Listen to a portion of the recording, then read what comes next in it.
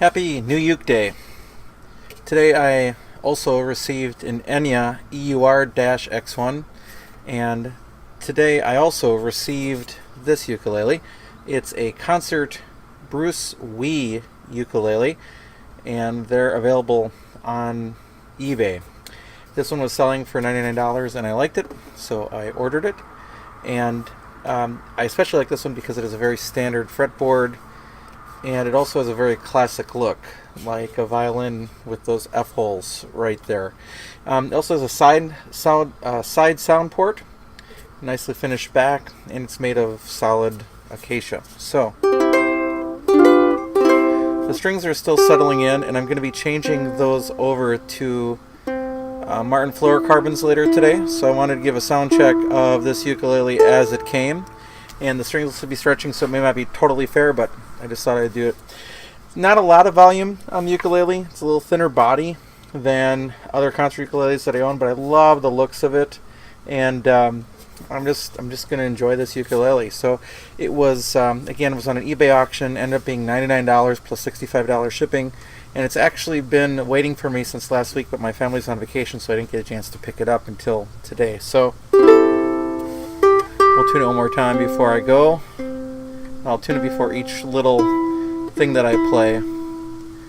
Later on, when I put my other strings on it, I'll do another sound test after that's settled in a little bit more. But I don't want to spend any more time with these because I like the feel of Martin's, and these seem to be Aquila Nile gut strings, which I'm fine with, but I just like Martin's better. Now on our school ukuleles, we have all the kid strings, so I totally support Aquila. I love what they're doing, love the fact that they make strings. Just I like the feel of the Martins, and Aquila does not make fluorocarbon strings. So here we go, a couple things that I play.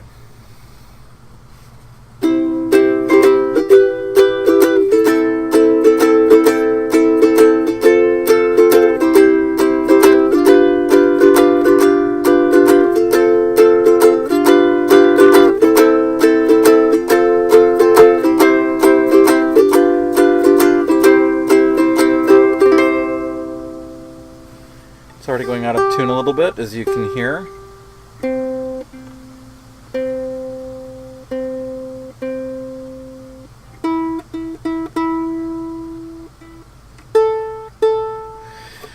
It also has the sides of the fretboard are bound in another wood, and that goes all the way around the fretboard. There are side position markers, and again, a lot of Bruce's ukuleles have really fancy, elaborate shell work on the front, and this is very plain, and I like that. So that's part of the reason why I bought this ukulele. And inside, nice and clean. Maybe you can see a little bit of glue seeping out from underneath some of the bracing, but it's definitely not a mess in there. And you can actually, there's actually even though you can't see it through this main sound hole, there's actually a Bruce Wei label in there as well. So it's solid acacia, which again is like a cousin or sister tree to the koa, just not in Hawaii.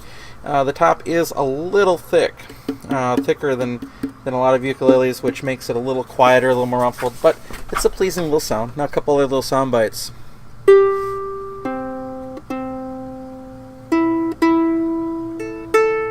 And just as a reminder, if you buy a ukulele and it goes out of tune right away, that's supposed to happen. The strings are going to stretch whatever material they're made of, and you need to learn how to just keep tuning and playing it until you're comfortable with the intonation and the tuning. Action is really good on this ukulele as well. Under 2.5 millimeters at the 12th fret, and under 1.0 millimeters at the 1st fret. So action is nice and easy to play as well. Okay, another song that some people play.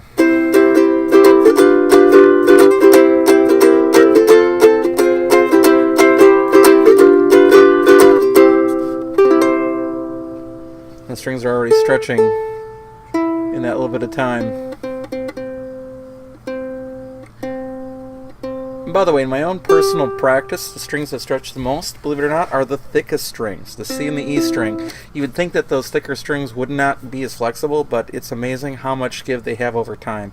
On our school Aquila kid strings, almost every day those two strings, regardless of how long they've been on the instrument, need to be touched up. You know, ukuleles will eventually settle down. You still have to adjust tuning.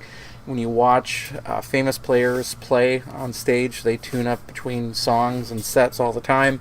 It's just part of the instrument, which is accepted. But so don't return a ukulele because it's not holding tune unless it's actually slipping up at the tuners, and that typically doesn't happen unless you have friction tuners.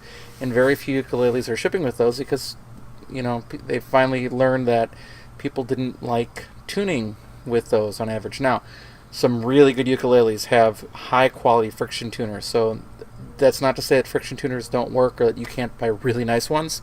There's even friction tuners that look like old traditional violin pegs that are actually geared on the inside. It's amazing what you can buy, but there are very few ukuleles in the market that just have loose pieces of plastic that you turn anymore. So almost all of them have geared tuners. So a couple more little pieces that people play.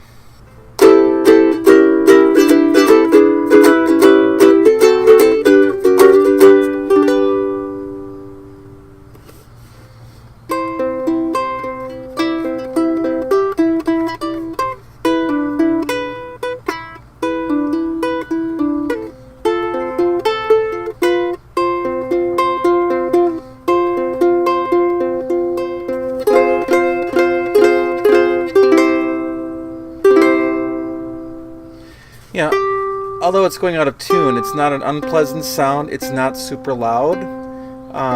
It's just, it's a nice ukulele. I think it was definitely worth the money that I paid for it.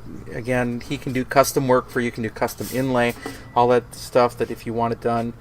But I just like this one as it was. Also, there was some talk on Ukulele Underground that Bruce Wei may be stopping production of his company, and there was some discussion that he's been very helpful to other ukulele builders and people that are private builders, as he will sell materials to them so that they can do their own projects. So again, I think it's a pretty ukulele. It's nice. Again, not anywhere as loud as my Koloha Opio tenor, and as would a concert, I think, of the same manufacturer would be. But again, I don't think you're going to find this look in any other manufacturers. You will in an archtop jazz ukulele, but not in just a standard ukulele. So this is going to be fun. I will put some strap buttons on it so I can play that at school, and I'll do a little sound check later once I put some Martin fluorocarbons on it, and you can do a little comparison between those two. So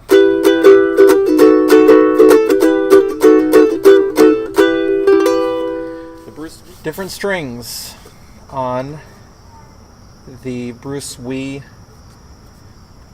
custom ukulele.